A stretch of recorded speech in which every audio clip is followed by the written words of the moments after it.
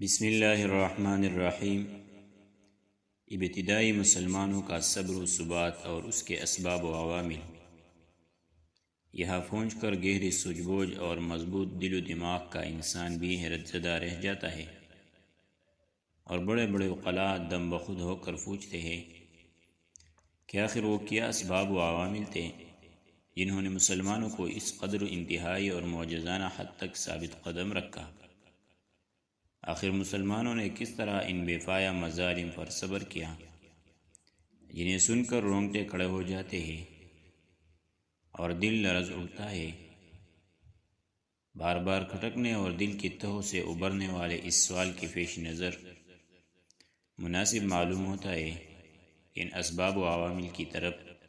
ایک سرسری اشارہ کر دیا جائے۔ نمبر 1، ان میں سب سے پہلا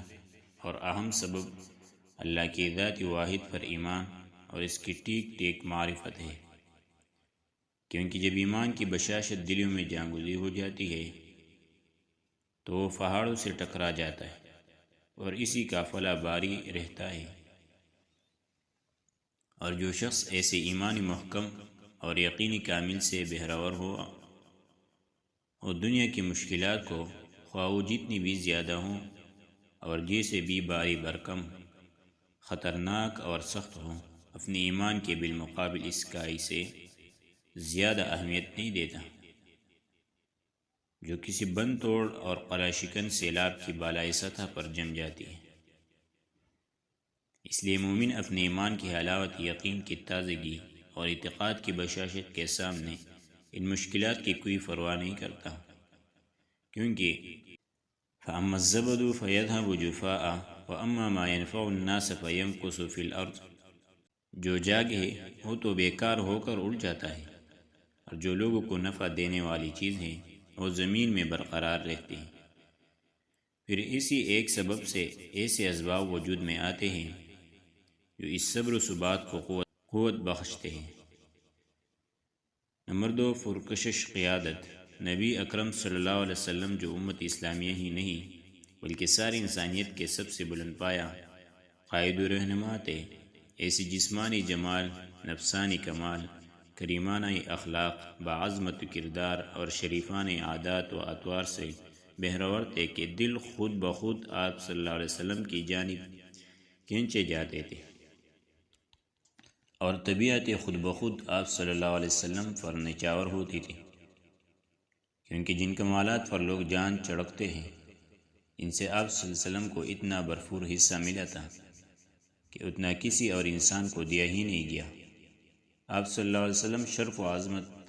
اور فضل و کمال کی سب سے بلند چوٹی پر جلوہ فگن تھے۔ عفت و امانت، صدق و صفا اور جملے امور خیر میں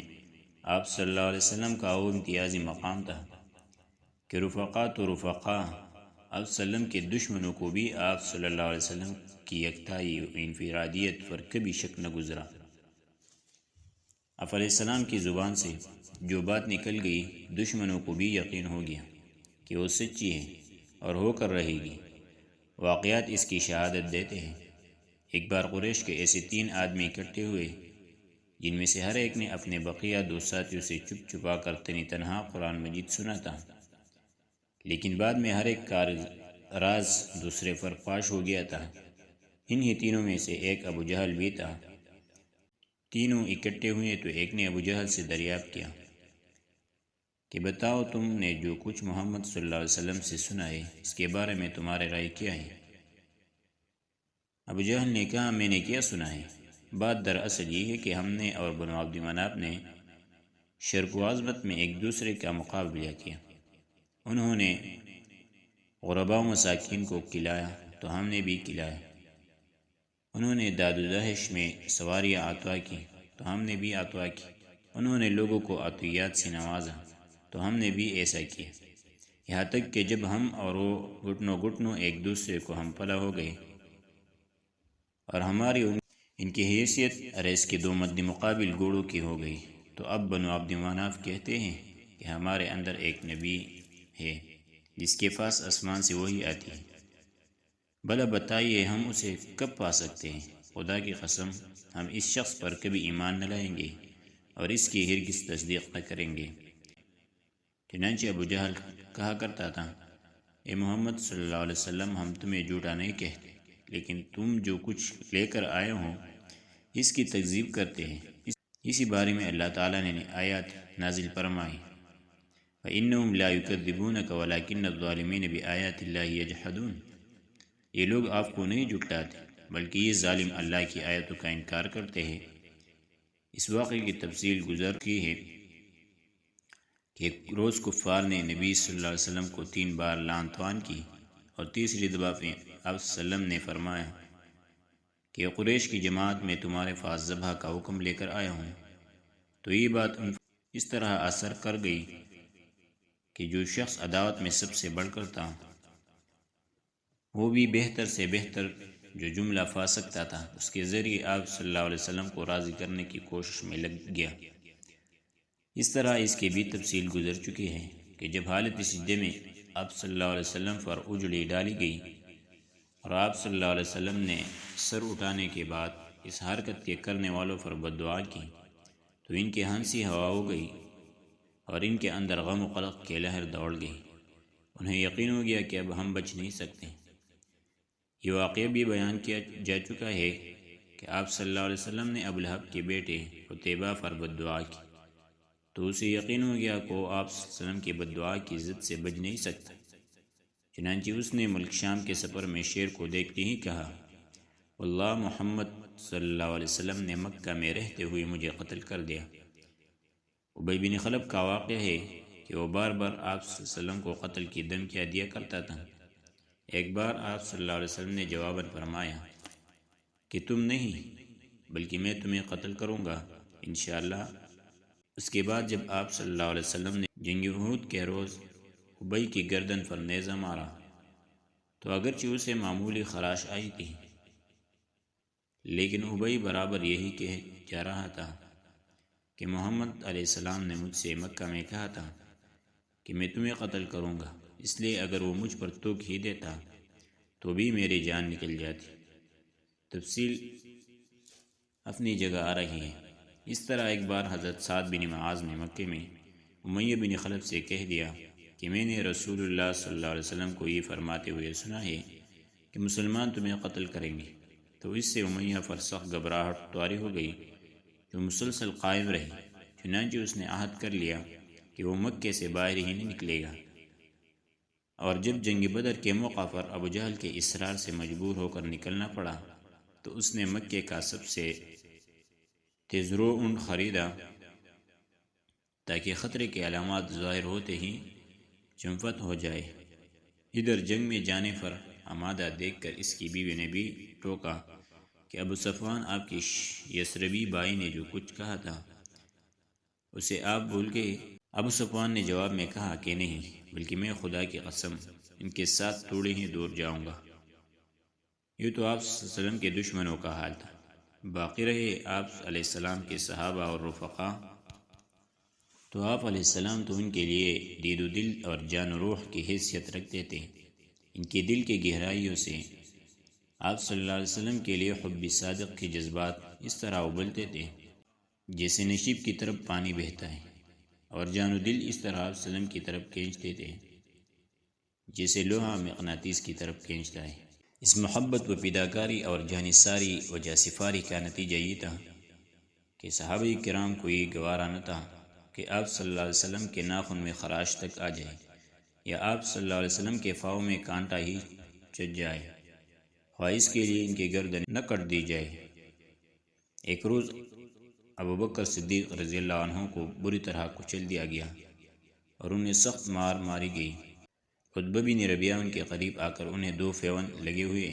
جوتوں سے مارنے لگا، چہرے کو خصوصیت سے نشانہ بنایا، پھر پیٹ پر چڑھ گیا۔ کیفیت یہ تھی کہ چہرے اور ناک کا پتہ نہیں چل رہا تھا۔ پھر ان کے قبیلے بنی تیم کے لوگ انہیں ایک کپڑے میں لپیٹ کر گھر لے گئے۔ انہیں یقین تھا کہ اب یہ زندہ نہیں بچیں گے، لیکن دن کے خاتمے کے قریب ان کی زبان کھل گئی، اور زبان کھلی تو یہ بولے کہ رسول اللہ صلی اللہ علیہ وسلم کیا ہوئے؟ اس پر بنو تمیم نے انہیں سخت کہا، ملامت کی، اور ان کے ماں ام الخیر سے یہ کہہ کر اٹھ کھڑے ہوئے کہ انہیں کچھ کھلا پلا دینا۔ جب وہ تنہا رہ گئے تو انہوں نے ابوبکر رضی اللہ تعالیٰ عنہ سے کھانے پینے کے لیے اصرار کیا، لیکن ابوبکر رضی اللہ عنہ یہی کہتے رہے کہ رسول علیہ السلام کا کیا ہوا؟ آخر کار ام الخیر نے کہا مجھے تمہارے ساتھی کا حال معلوم نہیں۔ ابوبکر رضی اللہ عنہ نے کہا ام جمیل بنت خطاب کے پاس جاؤ اور اس سے دریافت کرو۔ ام جمیل کے پاس گئی اور بولے ابوبکر رضی اللہ عنہ تم سے محمد بن عبداللہ کے بارے میں دریافت کر رہے ہیں۔ ام جمیل نے کہا میں نہ ابوبکر کو جانتی ہوں نہ محمد بن عبداللہ کو، البتہ اگر تم چاہو تو میں تمہارے ساتھ تمہارے صاحبزادے کے پاس چل سکتی ہوں۔ ام الخیر نے کہا بہتر ہے۔ اس کے بعد ام جمیل ان کے ہمراہ آئی، دیکھا تو ابوبکر رضی اللہ عنہ انتہائی خستہ حال پڑے تھے۔ پھر قریب ہوئے تو چیخ پڑے اور کہنے لگی اس قوم نے آپ کی یہ حالت بنائی ہے، وہ یقیناً بدقماش اور کافر قوم ہے۔ مجھے امید ہے کہ اللہ آپ کا بدلہ ان سے لے کر رہے گا۔ ابوبکر رضی اللہ عنہ نے پوچھا رسول اللہ صلی اللہ علیہ وسلم کیا ہوئے؟ انہوں نے کہا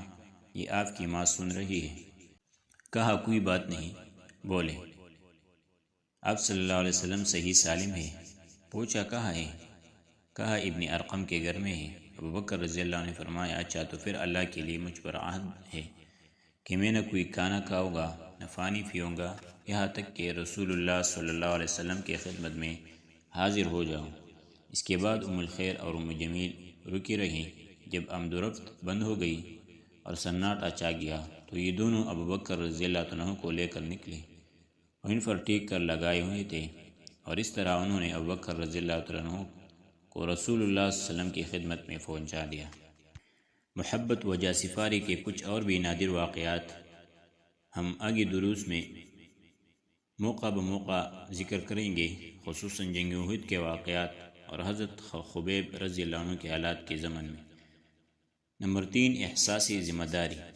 صحابہ کرام جانتے تھے کہ مشت خاک جسے انسان کہا جاتا ہے اس پر کتنی باری بھرکم اور زبردست ذمہ داریاں ہیں، اور یہ کہ ان ذمہ داریوں سے کسی صورت میں گریز اور فعل و تہی نہیں کی جا سکتی، کیونکہ اس گریز کے جو نتائج ہوگے وہ موجود ظلم و ستم سے زیادہ خوفناک اور ہلاکت افری ہوگی، اور اس گریز کے بعد خود ان کو اور ساری انسانیت کو جو خسارہ لائق ہوگا وہ اس قدر شدید ہوگا کہ اس ذمہ داری کے نتیجے میں پیش آنے والی مشکلات اس خسارے کے مقابل کوئی حیثیت نہیں رکھتی۔ نمبر 4 آخرت پر ایمان۔ جو مذکورہ احساسی ذمہ داری کی تقویت کا باعث تھا، صحابہ کرام رضی اللہ تعالیٰ عنہ اس بات پر غیر متزلزل یقین رکھتے تھے کہ انہیں رب العالمین کے سامنے کھڑے ہونا ہے، پھر ان کے چھوٹے بڑے اور معمولی و غیر معمولی ہر طرح کے اعمال کا حساب لیا جائے گا۔ اس کے بعد یا تو نعمت و بری دائمی جنت ہوگی یا عذاب سے بھڑکتی ہوئی جہنم۔ اس یقین کا نتیجہ یہ تھا کہ صحابہ کرام رضی اللہ عنہم اپنی زندگی امید و بیم کی حالت میں گزارتے تھے، یعنی اپنے پروردگار کی رحمت کی امید رکھتے تھے اور اس کے عذاب کا خوف بھی، اور ان کی کیفیت وہی رہتی تھی جو اس آیت میں بیان کی گئی ہے کہ والذین یؤتون ما آتوا وقلوبهم وجلة انہم الی ربہم راجعون۔ وہ جو کچھ کرتے ہیں دل کے اس خوف کے ساتھ کرتے ہیں کہ انہیں اپنے رب کے پاس پلٹ کر جانا ہے۔ انہیں اس کا بھی یقین تھا کہ دنیا اپنی ساری نعمتوں اور مصیبتوں سمیت آخرت کے مقابل مچر کے ایک پر کے برابر بھی نہیں، اور یہ یقین اتنا پختہ تھا کہ اس کے سامنے دنیا کی ساری مشکلات، مشقتیں اور تلخیاں ہیچ تھیں، اس لیے وہ ان مشکلات اور تلخیوں کو کوئی حیثیت نہیں دیتے تھے۔ انہی پرخطر مشکل ترین اور تیر و تار حالات میں ایسی صورتیں اور آیتیں بھی نازل ہو رہی تھیں جن میں بڑے ٹھوس اور پرکشش انداز سے اسلام کی بنیادی اصول پر دلائل و براہین قائم کیے گئے تھے، اور اس وقت اسلام کی دعوت انہی اصولوں کے گرد گردش کر رہی تھی۔ ان آیتوں میں اہل اسلام کو ایسے بنیادی امور بتلائے جا رہے تھے جن پر اللہ تعالی نے عالم انسانیت کے سب سے باعظمت اور پررونق معاشرے یعنی اسلامی معاشرے کی تعمیر و تشکیل مقدر کر رکھی تھی۔ نیز ان آیات میں مسلمانوں کے جذبات و احساسات کو فامردی و ثابت قدمی پر ابارا جا رہا تھا، اس کے لیے مثالیں دی جا رہی تھی۔ اور اس کے حکمتیں بیان کی جاتی تھی۔ چنانچہ ارشاد ہے ام حسبتم ان تدخلوا الجنة ولما يأتكم مثل الذين خلوا من قبلكم مستهم البأساء والضراء وزلزلوا حتى يقول الرسول والذين آمنوا معه متى نصر الله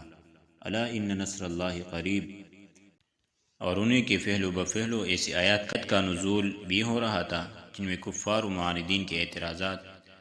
کے دندان شکن جواب دیے گئے تھے، ان کے لیے کوئی حیلہ باقی نہیں چھوڑا گیا تھا، اور انہیں بڑے واضح اور دو ٹوک الفاظ میں بتلایا گیا تھا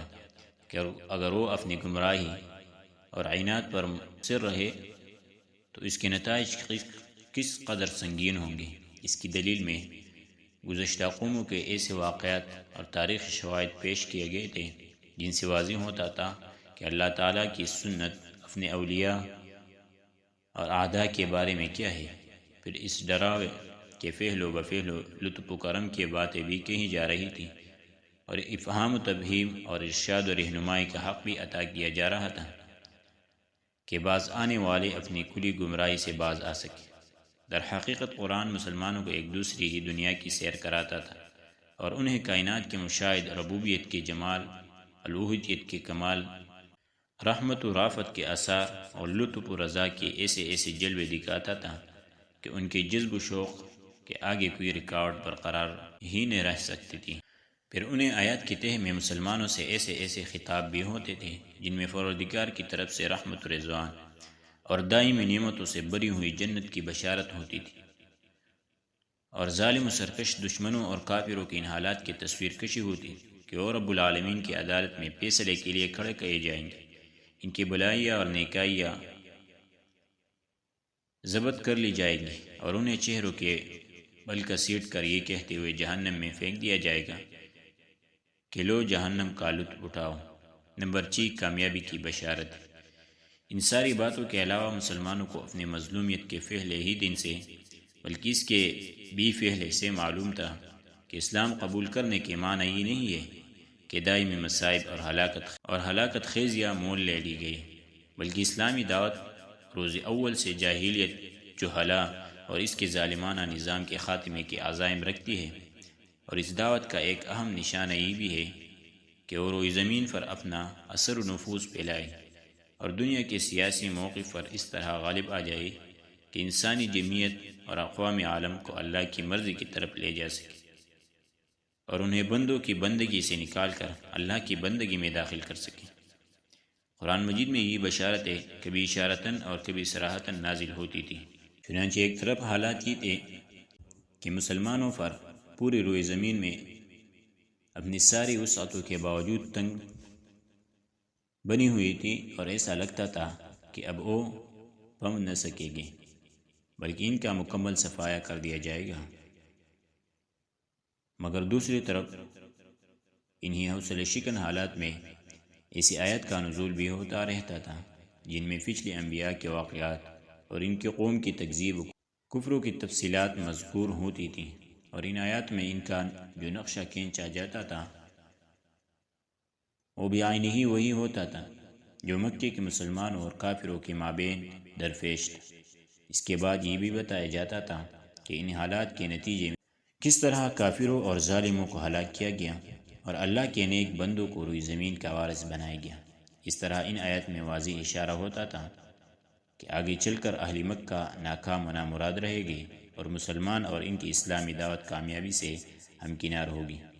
پھر انہی حالات و ایام میں بعض ایسے بھی آیات نازل ہو جاتی تھی جن میں صراحت کے ساتھ اہل ایمان کے غلبے کی بشارت موجود ہوتی تھی۔ مثلا اللہ تعالیٰ کے ارشاد ہے وَلَقَدْ سَبَقَتْ كَلِمَاتُنَا لِعِبَادِنَا الْمُرْسَلِينَ إِنَّهُمْ لَهُمُ الْمَنْصُورُونَ وَإِنَّ جُنْدَنَا لَهُمُ الْغَالِبُونَ فَتَوَلَّ عَنْهُمْ حَتَّى حِينٍ وَأَبْصِرْهُمْ فَسَوْفَ يُبْصِرُونَ أَفَبِعَذَابِنَا يَسْتَعْجِلُونَ فَإِذَا نَزَلَ بِسَاحَتِهِمْ فَسَاءَ صَبَاحُ الْمُنذَرِينَ۔ اپنے پرستادہ بندوں کے لیے ہمارا پہلے ہی یہ فیصلہ ہو چکا ہے کہ ان کی ضرور مدد کی جائے گی، اور یقیناً ہمارا ہی لشکر غالب رہے گا۔ بس اے نبی صلی اللہ علیہ وسلم، ایک وقت تک کے لیے تم ان سے رخ پھیر لو اور انہیں دیکھتے رہو، ان قریب یہ خود بھی دیکھ لیں گے۔ کیا یہ ہمارے عذاب کے لیے جلد مچا رہے ہیں؟ تو جب وہ ان کے صحن میں اتر پڑے گا تو ڈرائے گئے لوگوں کی سب بری ہو جائے گی۔ اس طرح کفار نے رسول اللہ صلی اللہ علیہ وسلم سے حضرت یوسف علیہ السلام کا واقعہ پوچھا تو جواب میں ضمناً یہ آیت بھی نازل ہوئی، لقد کان فی یوسف و اخوتہ آیات للسائلین۔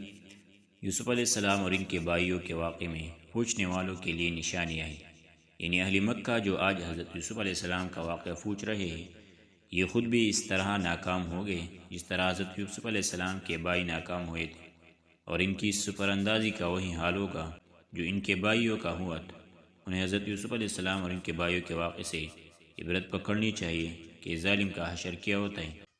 ایک جگہ پیغمبروں کا تذکرہ کرتے ہوئے ارشاد ہوا، قال الذين كفروا لرسلهم لنخرجنكم من ارضنا او لتعودن في ملتنا فاوحى اليهم ربهم لنهلكن الظالمين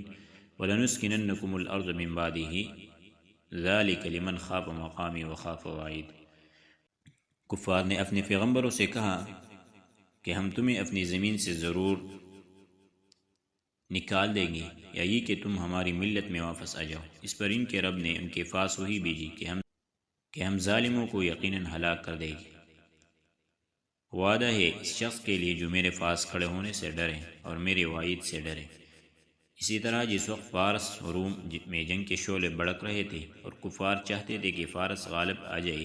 کیونکہ فارسی مشرک تھے، اور مسلمان چاہتے تھے کہ رومی غالب آ جائے کیونکہ رومی باہر اللہ پر، پیغمبروں پر، وحی پر، آسمان و کتابوں پر اور یوم آخرت پر ایمان رکھنے کے دعوے دار تھے،